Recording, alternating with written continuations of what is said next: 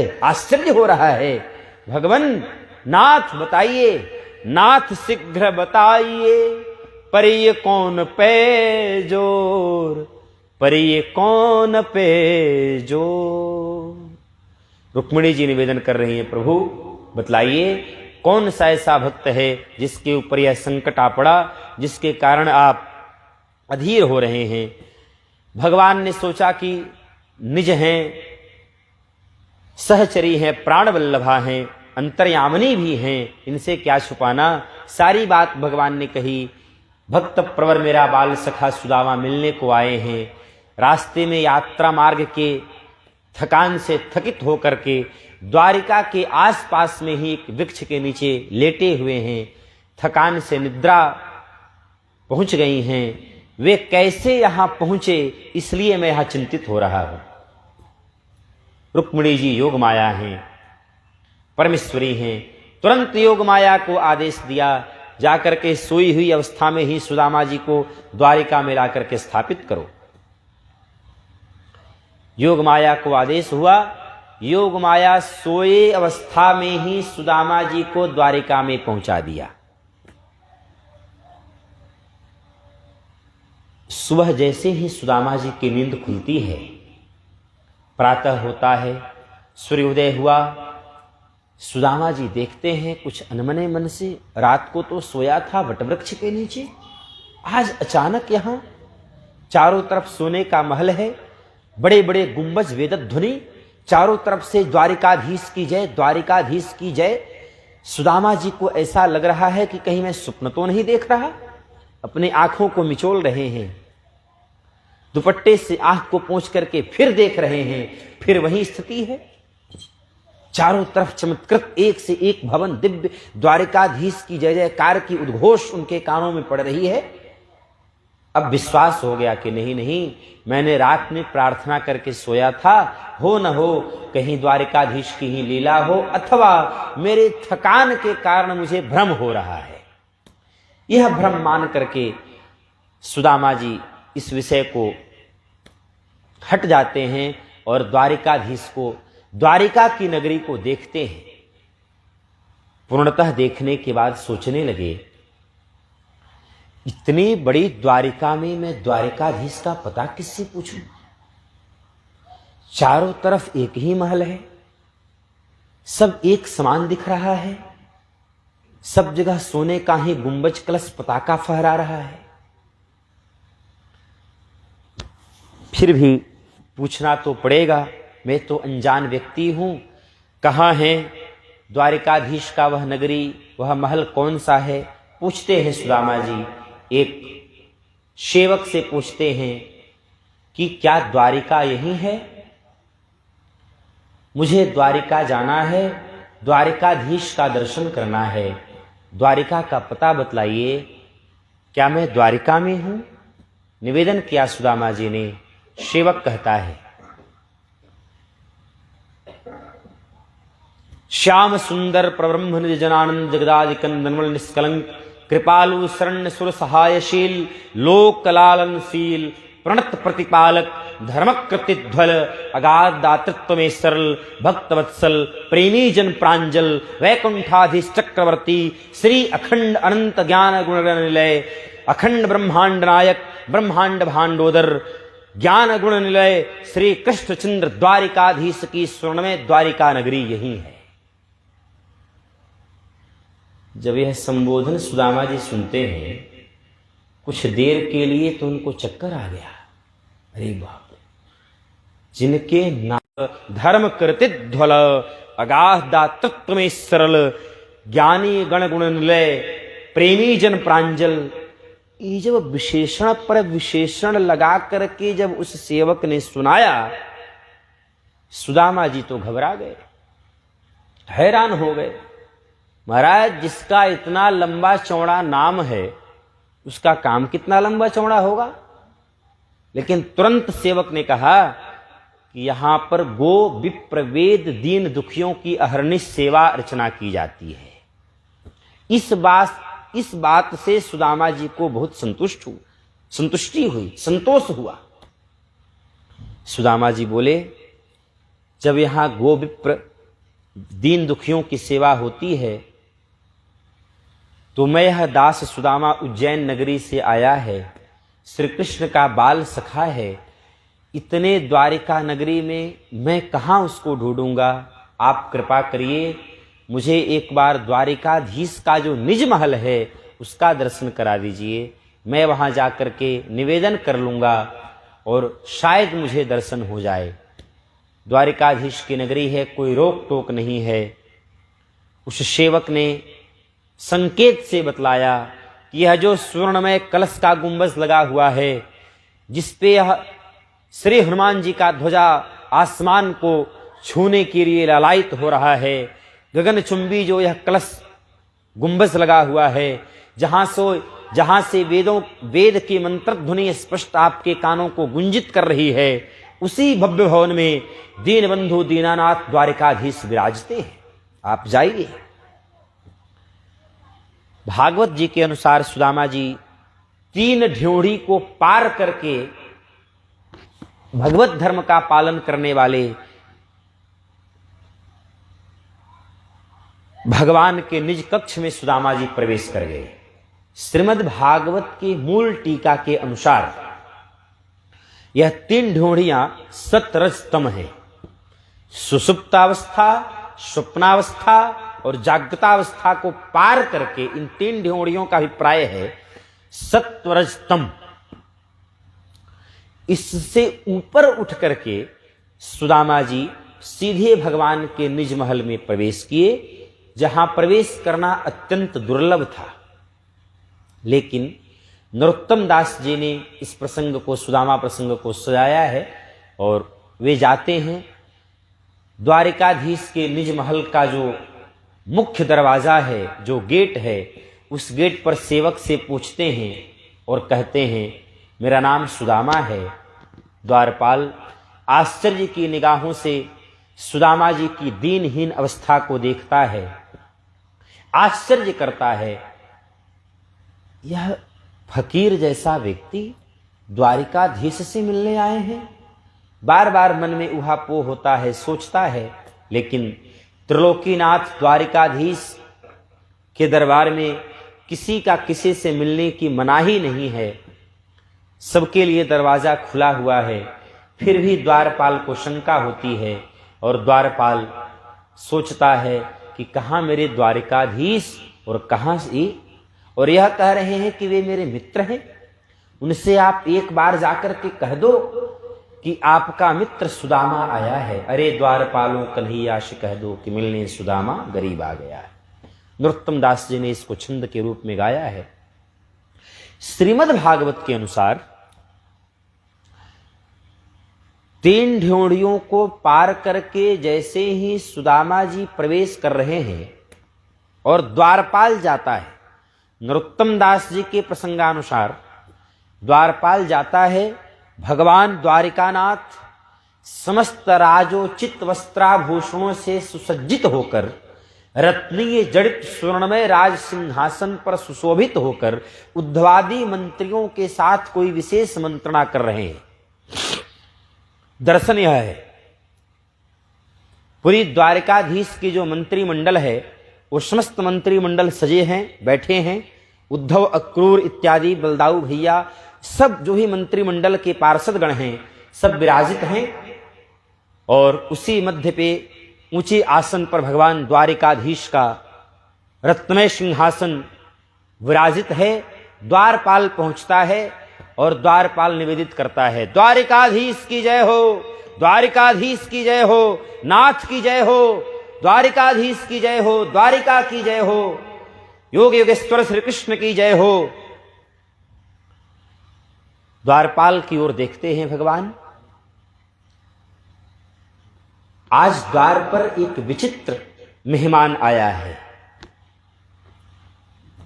मेहमान आया है, कैसा मेहमान आया है? द्वारपाल बतलाता है नरोत्तम दास जी के शब्दों में, शीस पगा न जगातन पे प्रभु जान को आए बसे कही ग्रामा, धोती पठी सिलटी दुपटी अरुपाय उपान की नहीं श्यामा, कि द्वार खड़ो द्विज दुर्बल देख, रहो चकिसो वसुधाय अभिरामा। पूछत दीन दयाल को नाम, बतावत आपनु नाम सुदामा, बतावत आपनु नाम सुदामा। जैसे ही भगवान के कान में सुदामा पड़ा है, शू पड़ा है, दाम तो इसने तब कहा जब भगवान सिंहासन से उठ करके खड़े हो गए। ध्यान दीजिए, सुदामा की विशेषता, विप्रवर सुदामा की वेदनिष्ठता, विप्रवर सुदामा की सत्यनिष्ठता, विप्रवर सुदामा के अंदर का ज्ञान और वैराग्य का ज्वलंत प्रमाण देखिए। मंत्रिमंडल से खचाखच भरा हुआ है समाज सभा। उस मंत्रिमंडल के नायक हैं श्री कृष्णचंद्र भगवान, जिनके होने से सभा सुशोभित हो रही है। द्वारपाल आता है, यह कहता है बतावत आपनु नाम सुदामा। जैसे ही सुदामा शब्द कानों में पड़ता है, नरोत्तम दास जी कह रहे हैं और भागवतकार भी कह रहे हैं, व्याकुल हो गए भगवान, उठ खड़े हुए। पतंग मुकुट का कोई ध्यान नहीं रहा, सारी सभा भगवान के उठने के कारण सब के सब खड़े हो गए। जिस प्रकार से जब कभी राम उठते हैं, उठे राम सुनि प्रेम अधीरा, कहूं पट कहूं निसंग धनु तीरा। जैसे कहूं धनुष कहीं पीतांबर, कहीं मुकुट, कहीं सब अस्त व्यस्त हो जा रहा है, उसी प्रकार द्वारिकाधीश उठ खड़े हुए, भाव विह्वल होकर दीनानाथ दीन को गले लगाने के लिए राज दरबार के बीच से ही उठकर द्वार के लिए चल पड़े। आगे आगे द्वारिकाधीश हैं, पीछे पीछे संपूर्ण द्वारिका के जो दरबारी जन हैं, सारे कौन आ गया, रोको रोको, कोई रोक रहा है। भगवान उठ रहे हैं, गिर रहे हैं, कभी भगवान पीतांबर, कभी कुछ, सब के सब गिर गए। मानो पीतांबर, धनुष, मुकुट, चक्र, सबने सोचा कि अभी तो यह नाम के प्रभाव से यह दशा है, कहीं उसको गले लगा ले तो क्या दशा होगी। इसलिए पहले से ही उस महापुरुष के चरणों में अपने आप को लोष्टवत कर दो। इसलिए पीतांबर संपूर्ण राजसी श्रृंगार अपने आप नीचे गिर गया। क्यों? ये यथा माम प्रपद्यन्ते तास्तथैव भजाम्यहम्। मुझको जो जिस प्रकार से भजता है, मैं भी उसको वैसे ही भजता हूं। भगवान का यह सिद्धांत है। संपूर्ण दरबारी जन पीछे पीछे, आगे द्वारिकाधीश हैं, द्वारिका का वह दिव्य महल है। रुक्मिणी, सत्यभामा, मित्रवृंदा, उद्धव, अक्रूर इत्यादि समस्त वृष्णि वंशियों का हुजूर पीछे पीछे खड़ा है। भगवान आगे आगे जा रहे हैं। क्या हो गया भगवान को, क्या हो गया भगवान को? देवराज इंद्र भी आते हैं, ब्रह्मा भी आते हैं, शिव जी भी आते हैं। तो भगवान यह कहते हैं उनको बैठाओ, अभी अवकाश नहीं है। देवराज इंद्र के लिए यह उपेक्षा है, और यह कौन सा ब्राह्मण ब्रह्मवित्ता आया है जिसके लिए यह स्वयं द्वारिकाधीश जा रहे हैं। भक्त जिस अवस्था में आता है, भगवान भी उसी अवस्था में उसका स्वागत करते हैं। ये यथा माम प्रपद्यन्ते। समस्त पीतांबर, मुकुट इत्यादि ने सोचा कि उस महापुरुष के चरणों में पहले से दंडवत हो जाओ, पहले से दर्शन नहीं, पहले से लोष्टवत नहीं होंगे तो स्वामी सेवक के दर्शन के लिए भी दौड़ रहे हैं। कहीं उस सेवक को अंगीकार कर लिए तो अपना क्या हाल होगा। इसलिए सबने अपने अपने अस्तित्व का परित्याग करते हुए भगवान को उसी अवस्था में खड़ा कर दिया। भगवान दौड़ रहे हैं, गिर रहे हैं, उठ रहे हैं, कभी संभल रहे हैं। यह दृश्य द्वारिका के नर नारियों के लिए, द्वारिका के दास दासियों के लिए पहली बार है और बहुत विस्मयपूर्ण है। आश्चर्य हो रहा है। राज दरबार की तरह जिसका अगवानी हो सकता था, घोड़े बाजे के साथ, राजोचित सत्कार के साथ सुदामा जी के द्वार पर महल के लिए अगवानी करने के लिए हम सब चले जाते, लेकिन आज द्वारिकाधीश का यह स्वरूप देखिए। द्वारिका जिनके एक आदेश पर पलके बिछा देती, पलके बिछा देती जिनके लिए, वह द्वारिकाधीश किसी का इंतजार नहीं किए, किसी की प्रतीक्षा नहीं किए, स्वयं चल पड़े। इसी गुण पर रीझ कर को तो गुणीजनों ने उनको कहा है दीन बंधु। संपूर्ण भगवत सत्ता यहां तक कि प्राण वल्लभा रुक्मिणी जी को भी नहीं देखा। बगल में खड़ी थी, थाल लेकर के खड़ी थी, तिलक करना था, लेकिन उनके तरफ भी नहीं देखा और स्वयं दौड़कर द्वार पर आए और सुदामा जी को अंक में भर लिया। दोनों मित्र मिल रहे हैं। भगवान का यह आदर्श मित्रता की कसौटी पर हम सबको खरे उतरने की शिक्षा देता है। मित्र वही है जो वेदना के समय संवेदना प्रदान करे। मित्र का अर्थ ही है जो वेदना में संवेदना प्रदान करे। कैसे? आपने दूध देखा होगा, दुग्ध सबने देखा है। दूध में जब पानी मिलाया गया तब दूध ने उसे अपना मित्र बनाते हुए अपना रंग सहित मिठास दे दिया। दूध में जब पानी मिलाया गया तब दूध ने उसे अपना मित्र बनाते हुए रंग सहित मिठास दे दिया। जब दूध को आग पर बिठाया गया तब मित्र दूध को जलता देखकर पानी जलने लगा। जब पानी जलने लगा तब दूध अपने मित्र का नाश देखकर आग में कूदने के लिए उफनने लगा। देखा होगा आपने। पुनः जब पानी का छींटा मारा गया तो अपने मित्र को पाकर वह शांत हो गया। यही मित्रता की कसौटी है। युक्तम तेन जलेन साम्यति सताम मैत्री पुनस्तविदृशी। नीति शतम का यह श्लोक है। नीति शास्त्र कहता है दूध और पानी परस्पर भिन्न हैं, पर दोनों में एक समानता है। दोनों मिलने के बाद अभिन्न हो जा रहे हैं।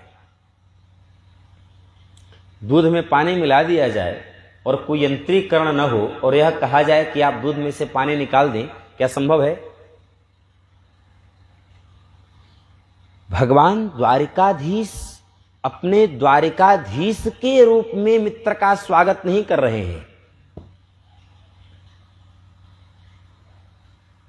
कोई गरीब मिलने आया है, कोई दीन मिलने आया है, तो मैं गरीब निवाज हूं इसलिए गरीब निवाज बन करके जाऊंगा। कोई दीन मिलने आया है और मैं दीनानाथ हूं, दीन बंधु हूं, तो मुझे दीन बंधु बन करके ही जाना चाहिए।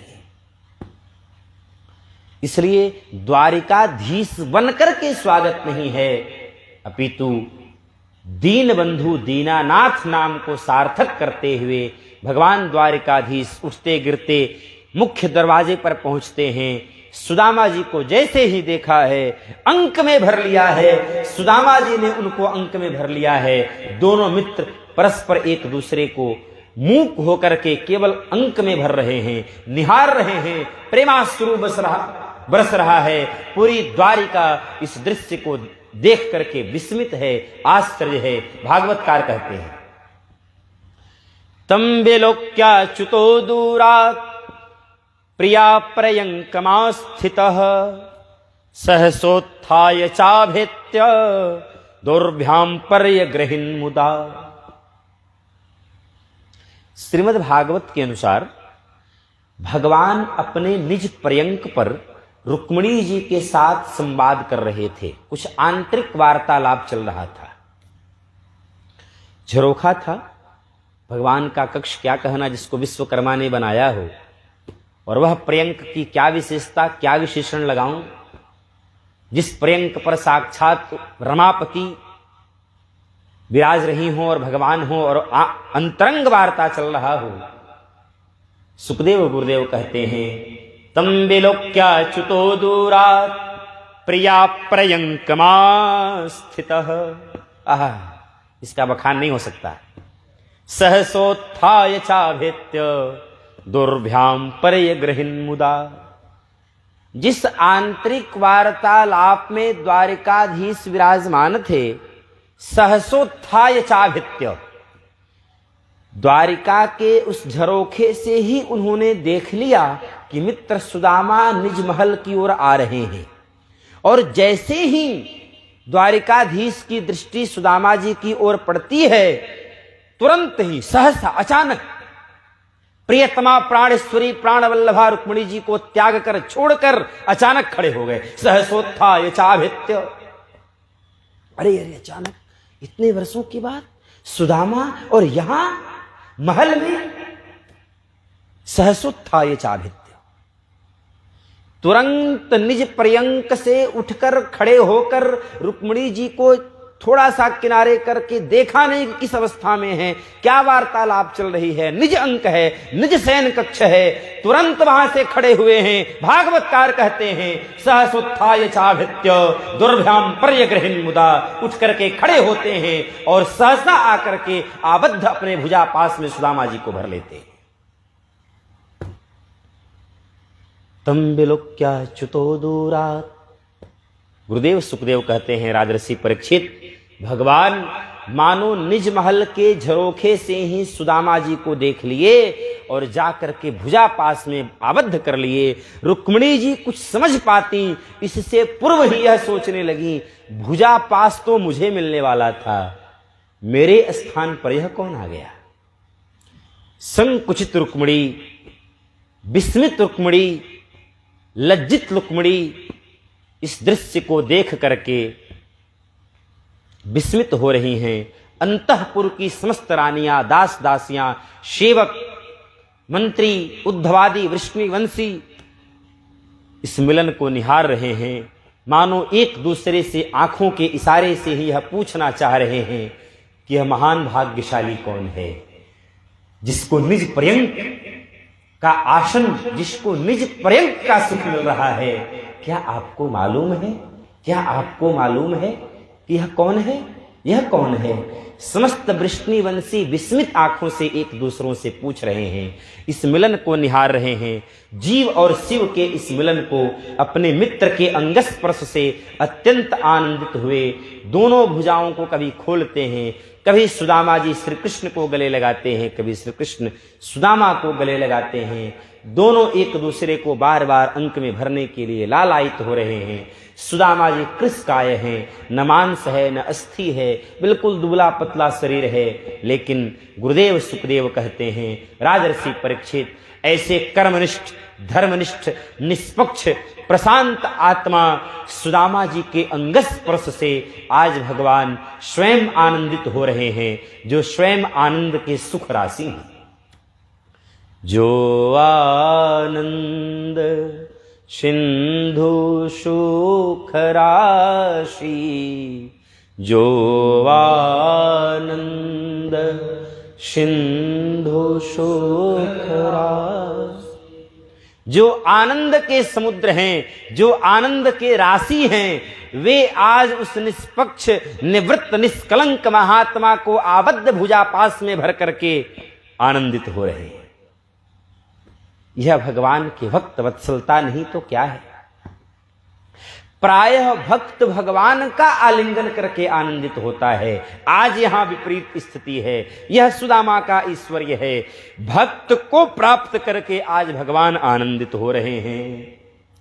परमानंद के रसमुद्र, परमानंद के रससार समुद्भूत समुद्र हैं श्री कृष्ण। श्री कृष्ण जन्मोत्सव के दिन भागवत कथा में चौथे दिन क्या हम लोग आते हैं, नंद घर आनंद भयो जय कन्हैयाला। कृष्ण भयो ऐसा नहीं कहते हैं, और भागवतकार भी कहते हैं वहां नंदस्त्वात्मज उत्पन्ने जाता ह्लादो महामनाह। नंद के घर कृष्ण का जन्म नहीं हुआ है, नंद के घर आनंद का जन्म हुआ है। आप सोचिए, जो कृष्ण आनंद के रससार समुद्भूत हैं, मूर्तिमंत हैं, रस सागर हैं, आनंद के खान हैं, जिनके रोम रोम से आनंद परिवर्षण हो रहा है, परिवर्षित हो रहा है, टपक रहा है, रोम रोम से आनंद बरस रहा है, जो मेघ श्याम हैं, वो सुदामा जी को गले लगा करके आनंदित हो रहे हैं, धन्य हो रहे हैं, परमानंद की अनुभूति कर रहे हैं। क्यों? क्योंकि जो भक्त, जो सुदामा निवृत्त, निष्कलंक, अकिंचनता की गौरी शिखर पर पहुंच गए हैं, वह भगवान को भी आनंदित करने की क्षमता रखता है। वह ब्राह्मण, वह वेदज्ञ, वह सुदामा भगवान को प्रसन्न कर रहे हैं। शक्यु प्रियर सविप्रसे रंग संगात निवृतः प्रीतो युञ्चन मुंदिन नेत्राभ्याम पुष्करेक्षणः। बहुत प्यारा श्लोक है। जिस कमला के कर से, ऐसे समझे, कमल से कोमल, कमला का कर कमल। कमल आपने देखा होगा, कमल बहुत प्यारा पुष्प है। कमल से कोमल, कमला का कर कमल।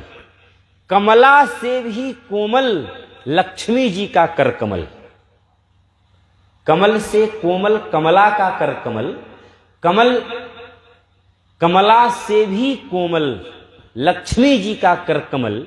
और उस कमलवत हस्त से यत किंचित, जब क्षीर सागर में लक्ष्मी जी भगवान का पाद संवाहन करती हैं, चरण चाप सेवा करती हैं, तो भगवान कहते हैं, लक्ष्मी शनैः शनैः, धीरे धीरे बहुत मृदुलता से पुष्प पराग की तरह चरण चाप करो, वेदना हो रही है। कमल से कोमल कमला का कर कमल, कमला से भी कोमल कमली का कर कमल, और उस कमली से भी कोमल लक्ष्मी का कर कमल।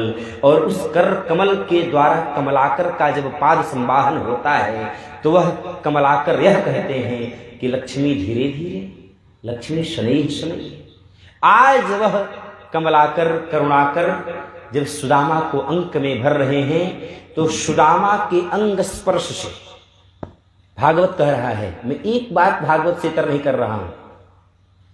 सख्यु प्रियर्ष विप्रर्षे रंग संगाति निवृतः। सुदामा जी के अंग स्पर्श को प्राप्त होते ही करुणाकर, कमलाकर के आंखों से अश्रु के पनारे बह गए।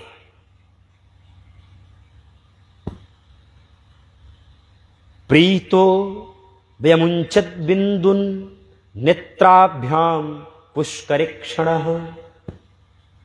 नेत्रों में मानो प्रेम का और आनंद का ज्वार भाटा आ गया। और समस्त ज्वार भाटा जैसे ही सुदामा जी के, सुदामा रूपी निवृत्त निष्कलंक अकिंचनता के भक्ति के सिरमौर सुदामा जी के अंग स्पर्श को जैसे ही प्राप्त करता है, वैसे ही मानो आनंद भी आज आनंदित होकर के अपने आप को धन्य कर लिया। कमलदल नेत्रों से अश्रु के पनारे अनायास बह पड़े। प्रीतो वयमुंचद बिंदुन नेत्राभ्याम पुष्करेक्षणः। आज भक्त और भगवान नहीं मिल रहे हैं, आज मानो जीव और शिव का मिलन हो रहा है। आज ब्रह्म और ब्राह्मण मिल रहे हैं, आज भक्त और भगवान मिल रहे हैं। तृप्ति नहीं हो रही है, भुजा पास में बार बार भर रहे हैं। इस विहंगम दृश्य को वहां देखने वाला अद्भुत अपनी निर्निमेष नयनों से निहार रहा है, अपलक नयनों से देख रहा है। द्वारिकाधीश के समस्त वृष्णिवंशी इस दृश्य को अपनी आंखों में फोटो खींच रहे हैं। करुणाकर की करुणा देखो, करुणा वरुणालय की महान करुणामयी, यह भाव कितना दिव्य है। धन्य है करुणा वरुणालय भगवान, करुणा सागर की जय हो, करुणा सागर की जय हो। परीक्षित, इस दृश्य को आप भी अपने आंखों में बसा लो। परीक्षित, सुदामा जी को जब आकंठ गले में भुजा पास में आबद्ध कर लिया द्वारिकाधीश जी ने, अब उनके हस्त को अपने हस्त में रखा है और निज कक्ष में जो शोभा संपन्न था, विश्वकर्मा ने जिसको अपने स्वयं हाथ से बनाया था, जिस पर्यंक पर सर्वेश्वरी अनंतानंत ब्रह्मांडों की अधिश्वरी प्राणप्रिया रास रासेश्वरी रुक्मणी वल्लभा विराजती हैं, उस पर्यंक पर सुदामा जी को बिठाया। अथोपविश्य पर्यंके स्वयं सख्यु समर्हणम उपाहृत्य वनाज्यास्य पादौ पादावने जनिः। भागवतकार कर रहे हैं, अथोपविश्य पर्यंके, उस पर्यंक पर जिस पर्यंक का दर्शन अभी तक ब्रह्मा जी को भी नहीं हुआ है। आप इसी से विचार करें, सुदामा का जो विप्रत्व है, सुदामा जी का जो ब्राह्मणत्व है, वह कितना ऊंचा है, कितना आदर्शमय है। इसलिए यहां स्वयं प्रयोग हुआ। स्वयं प्रयोग करने का कारण यह है, कलयुगी जीव इसको विश्वास नहीं करेंगे, कहीं इसको नहीं माने। इसलिए भागवतकार ने, वेदव्यास ने, गुरुदेव सुखदेव ने स्वयं शब्द लगा दिया। अथोपविश्य पर्यंके स्वयं सख्यु समर्हणम उपहृत्य वनेजास्य पादौ पादावने जनिः। जिस पर्यंक पर रास रासेश्वरी रुक्मणी सत्यभामा विराजती हैं, प्राण प्राणेश्वरी विराजती हैं, उस निज पर्यंक पर भगवान ने स्वयं अपने हाथों से सुदामा जी को लेके गए हैं और पर्यंक पर आसन दिया है, पलंग पर बिठाया है। और स्वयं कहां बैठे हैं? स्वयं सख्यु समर्हणम। सुदामा जी पलंग पर बैठे हैं, नीचे उनका पांव चरण तल लटक रहा है। उस पांव की छत्र छाया में द्वारिकाधीश बैठे हैं और सुदामा जी के पांव में लगे कांटों को निकालकर मस्तक से लगा रहे हैं, प्रेमाश्रु बरसा रहे हैं। नेत्र इतने बरस रहे हैं कि प्रेमाश्रुओं से ही सुदामा जी का पाद प्रक्षालन हो गया। रुक्मिणी जी सोने की परात में गंगाजल लेकर के खड़ी हैं। अनेकानेक दास दासियां फूल चंदन अंगराग माला लेकर उपस्थित हैं, किंतु भगवान स्वयं अपने नेत्रों के जल से ही प्रेमाश्रु पांव पखार कर सुदामा जी के नैनों का अभिषेक कर दिया। नरोत्तम दास जी गाते हैं, ऐसे बिहाल बिवाइन सो पग कंटक जाल गड़े पुनि जोए। हाय महादुख पायो सखा तुम आए तेन किते दिन खोए। कि देखी सुदामा की दीन दशा करुणा करके करुणा निधि रोए। पानी परात को हाथ छुयो नहीं, नैनन के जल सो पग धोए। नैनन के जल सो पग धोए। स्वर्णमय परात में रखे चंदन केसर मिश्रित गंगाजल को स्पर्श भी नहीं किया और अश्रु बिंदुओं से ही सुदामा जी का अभिषेक कर दिया। अब यह प्रश्न होता है कि आखिर भगवान के नेत्रों में इतना प्रेमाश्रु आया कहां से? इतना नेत्र का जल कहां से बरसा? इसलिए बरसा, भगवान के नेत्र में गंगा जमुना त्रिवेणी का वास है और इस समय वे समस्त नदियां, समस्त गंगा जमुना सरस्वती भगवान की पट्ट महिषियों के रूप में, पटरानियों के रूप में विराजित हैं। सबने यह सोचा, अरे अरे यह तो अवधूत देखने में है, अकिंचन केवल देखने में है, यह सर्वसमर्थ महात्मा है, अवश्यमेव इसका कोई पुण्य है, इसका कोई सद्भाग्य है, सौभाग्य है, जिसके लिए भगवान अपने नेत्रों का भी सिंचन कर रहे हैं। तुरंत वे नदियां मूर्तिमंत होकर भगवान के नेत्रों में आकर के बस गईं और सबने सोचा, अब तक तो हमने सबका पाद प्रक्षालन किया, लेकिन आज ऐसे भक्त प्रवर द्विजश्रेष्ठ का अभिषेक करने का सौभाग्य नहीं मिलेगा, इससे हम सब क्यों वंचित रहें। तुरंत सब जमुना, सरस्वती, अलकनंदा, कावेरी, कृष्णा, पयोधरी, नर्मदा, तुंगभद्रा, त्रिवेणी, नर्मदा, नारायणी भगवान की आंखों में आ गईं और उन सब ने अभिषेक कर दिया। सब धन्य हो गईं। सबने सोचा,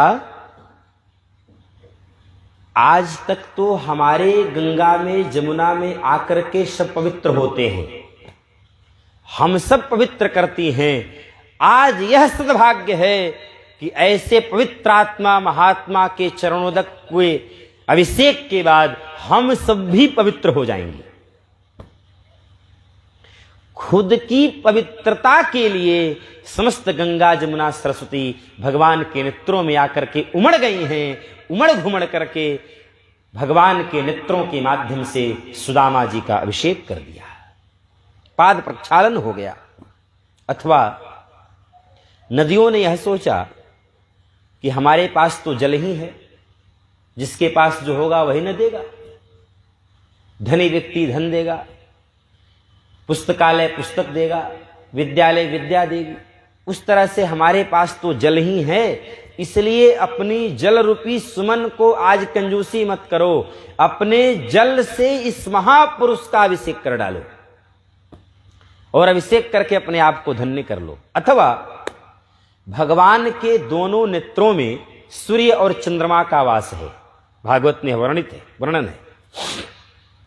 सूर्य ने चंद्रमा को तुरंत निवेदन किया, आग्रह किया, मित्र, अपने स्वामी के भाव विह्वलता को देखा तो सूर्य भी अपना तपन छोड़कर चंद्र के समान शीतल हो गया। चंद्रमा तो पहले से विराजमान है, चूंकि भगवान का जन्म चंद्रवंश में हुआ है। सूर्य ने अपनी उष्णता उतार दी, अपना गर्मी, अपना तपन भूल गया और भगवान के द्वारा जो अभिषेक का क्रम चल रहा था उसमें चंद्रमा के साथ देकर सूर्य और चंद्रमा दोनों द्वारिकाधीश के कमलदल नेत्रों में आकर के बैठ गए, जिससे सुदामा जी का पाद प्रक्षालन हो गया। पादौ पादावने जनिहि,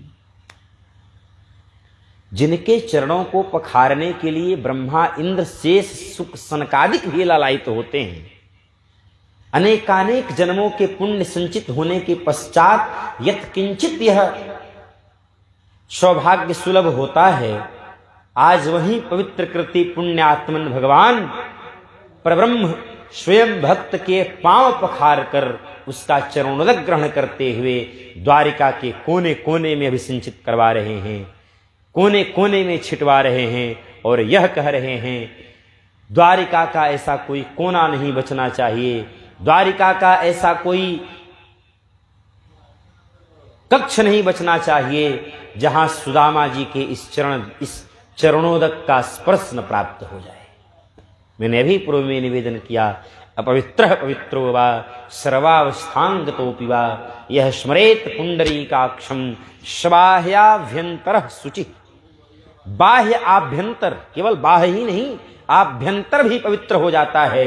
वह पवित्र कृति भगवान अपनी पवित्रता किससे कर रहे हैं? सुदामा के चरणोदक से कर रहे हैं। जिनके नाम संकीर्तन मात्र से मन निर्मल हो जाता है, जिनके दर्शन की लालसा से जन्म जन्मों का कलमश समाप्त हो जाता है, अविद्या की गांठ कट जाती है। अरे चरणोदक छोड़िए, चरणोदक तो बहुत प्रभावशाली हो गया, चरण रज के में लगे हुए धूल का यह प्रभाव है कि शिला के रूप में श्रापित अहिल्या मूर्तिमंत जीवंत खड़ी हो गई।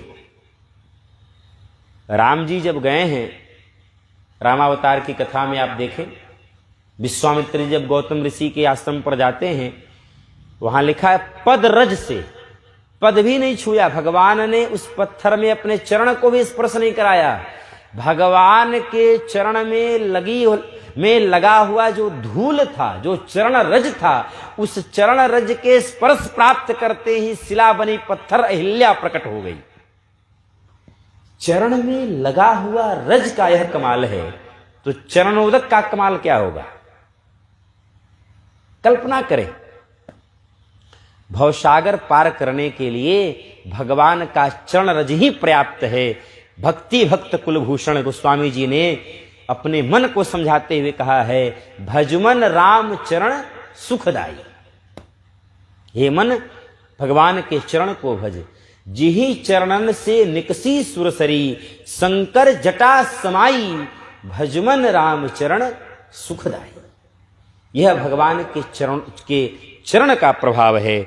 ऐसे पुराण पुरुषोत्तम पवित्र कृति पुण्यात्मन भगवान आज सुदामा भक्त के चरणोदक को सिरोधार्य करके स्वयं पवित्र हो रहे हैं और स्पष्ट यह कहना चाह रहे हैं कि भक्त हमारे मुकुटमणि, हम भक्तन के दास। भक्त ही हमारे मुकुटमणि हैं और हम भक्तन के दास हैं। भगवान के इस भक्त वत्सलता का कौन पार पा सकता है। धन्य है लीला पुरुषोत्तम की यह लीला। नैनों से प्रेमाश्रु बरस रहा है। सिंहासन पर मित्र सुदामा को बैठाकर बार बार करुणा विगलित होकर भगवान दीनबंधु दीन सुदामा को निहार रहे हैं। सुदामा भी अपने मित्र की यह भाव दशा देखकर आकंठ मन ही मन गदगद होते हुए प्रेमाश्रु निर्झर कर रहे हैं। द्वारिकाधीश के अश्रुबिंदु से पाद प्रक्षालन कर रहे हैं और बार बार सुदामा के मुखमंडल को देख रहे हैं। दोनों मित्र आज एक दूसरे का दर्शन कर रहे हैं। द्वारिकाधीश और विष्णुवंशी भी इस दृश्य को अपने आंखों में बसाना चाहते हैं। अपलक नेत्रों से हम सब भी इसी दर्शन का और इसी दीदार का फोटो खींचते हुए हृदय में इस बाकी झांकी का दर्शन करते हुए आज रात्रि भर उसी द्वारिका की महल में विराजेंगे। कल पुनः इसके आगे की कथा और भाव साम्राज्य में उपस्थित होकर सुदामा जी के आगे की जो चर्चा है उसको कहेंगे। आइए 2 मिनट हरि नाम संकीर्तन करके कथा की आरती इत्यादि की व्यवस्था आचार्य जी कर लेंगे और आगे की कथा का कल हम सब रसपान करेंगे। बोलिए भक्तवत्सल भगवान की। तेरी शरण में आके मैं धन्य हो गया। तेरी सब गाइए। शरण में आके मैं धन्य हो गया। तेरी शरण में आके मैं धन्य हो गया। तेरे शरण में आके मैं धन्य हो गया। सुदामा जी गा रहे हैं, हे भगवान आपकी कृपा करुणा से इस द्वारिका की यात्रा पूरी हुई है। अब आपके शरण में हैं, अब तो हमारी धन्यता का क्या कहना। और उसी भगवान की कृपा करुणा से हम सब भी इस अखिलेश्वर जी की कथा में अखिलेश्वर को लाड़ लड़ाने के लिए माहेश्वर की शरण में आ गए हैं। इसलिए चूक मत करें, गाएं। तेरी शरण में आके मैं धन्य हो गया। तेरी शरण में आके मैं धन्य हो गया। जन्मों की प्यास थी जो संपन्न हो गया। जन्मों की प्यास थी जो संपन्न हो गया। कितने मिले अमीर यहाँ, कितने मिले गरीब। कितने मिले अमीर यहाँ, कितने मिले गरीब। पर आप मिल गए तो, पर आप मिल गए तो धनवान हो गया। पर आप मिल गए तो धनवान हो गया। तेरी शरण में आके मैं धन्य हो गया। तेरे शरण में आके मैं धन्य हो गया। करना कभी न दूर प्रभु चरणों से करना कभी न दूर प्रभु चरणों से चरणों के ही सहारे, चरणों के ही सहारे भव पार हो गया। चरणों के ही सहारे भव पार हो गया। तेरी शरण में आके मैं धन्य हो गया।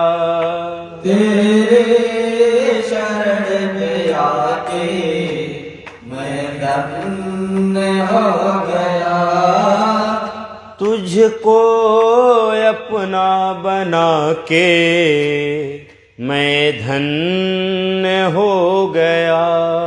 तुझको अपना बना के मैं धन्य हो गया। तेरी शरण में आके मैं धन्य हो गया। तेरी शरण में आके मैं धन्य हो गया। जन्मों की प्यास थी जो संपन्न हो गया। जन्मों की प्यास थी जो संपन्न हो गया। तेरी शरण में आके मैं धन्य हो गया। तेरी शरण में आके मैं धन्य हो गया। तेरी शरण में आके मैं धन्य हो गया।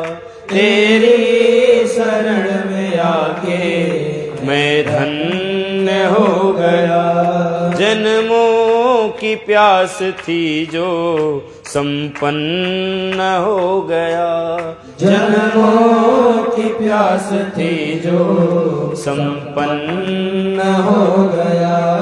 जन्मों की प्यास थी जो संपन्न हो गया।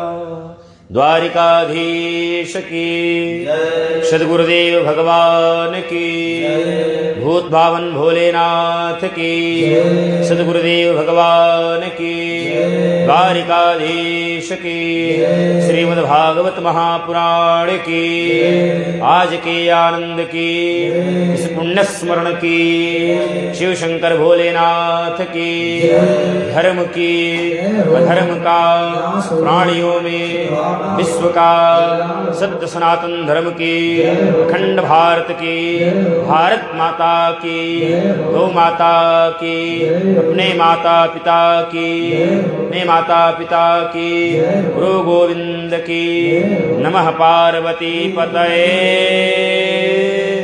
हर हर हर महादेव। शंभो लाड़ लड़ेती लाड़ली मांगू गोद पसार दीजियो स्वामिनी चरण रज अरु वृंदावन वास अरु वृंदावन वास। आरती आरती के बाद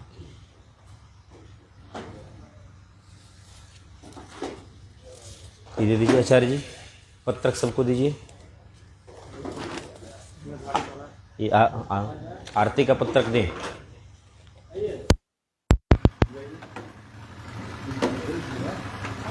आरती अति पावन पुराण की, आरती अति पावन पुराण की।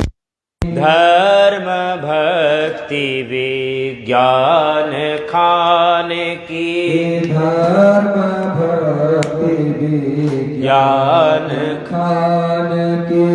महापुराण भागवत निर्मल महापुराण भागवत निर्मल।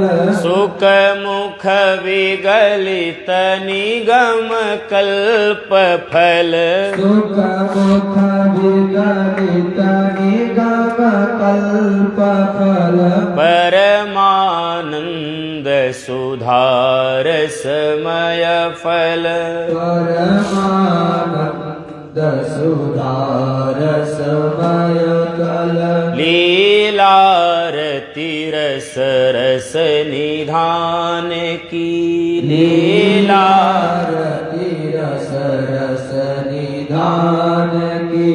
आरती अति पावन पुराण की। की कलिमल मथनी त्रिताप निवारिणी कलिमल मथनी त्रिताप निवारिणी जन्म मृत्युमय भव भयहारिणी जन्म मृत्युमय भव भयहारिणी सेवत सतत सकल सुखकारिणी सेवत सतत सकल सुखकारिणी सुमहोषधि हरि चरित गान की सुमहोषधि हरि चरित गान की आरती अति पावन पुराण की आरती अति पावन पुराण की विषय विलास विमोह विनाशिनी विषय विलास विमोह विनाशिनी जन्म मृत्युमय भव भयहारिणी जन्म मृत्युमय भव भयहारिणी सेवत सतत सकल सुखकारिणी सेवत सतत सकल सुखकारिणी सुमहोषधि भगवत तत्व रहस्य प्रकाशिनी भगवत तत्व रहस्य प्रकाशिनी परम ज्योति परमात्म ज्ञान की परम ज्योति परमात्म ज्ञान की आरती अति पावन पुराण की आरती अति पावन पुराण की परमहंस मुनि मन उल्लासिनी परमहंस मुनि मन उल्लासिनी रसिक हृदय रसराश विलासिनी रसिक हृदय रस आस विलासिनी भोक्ति मुक्ति रति प्रेम सुदासिनी भोक्ति मुक्ति रति प्रेम सुदासिनी कथाय किंचन प्रिय सुजान की कथाय किंचन प्रिय सुजान की आरती अति पावन पुराण की आरती अति पावन पुराण की धर्म भक्ति विज्ञान खान की धर्म भक्ति विज्ञान खान की आरती अति पावन पुराण की आरती अति पावन पुराण की जले ज्वाला थले ज्वाला ज्वाला पर्वतमस्तके सर्वत्र व्यापिनी ज्वाला ज्वाला देवी नमोस्तुते ओम कर्पूरगौरं करुणावतारं संसारसारं भुजगेन्द्रहारं सदा वसन्तं हृदयारविन्दे भवं भवानी सहितं नमामि। नीराजन कराएं, यहाँ आए। जलेन शीतलीकरणं पुष्पे देवाभिवन्दनं देवाभिवन्दनं द्रव्याभिवन्दनं द्रव्याभिवन्दनम् आरोग्यार्थे आत्मकल्याणार्थे आत्माभिवन्दनं तथा आरतिग्रहणं मन्त्रपुष्पाञ्जलिः।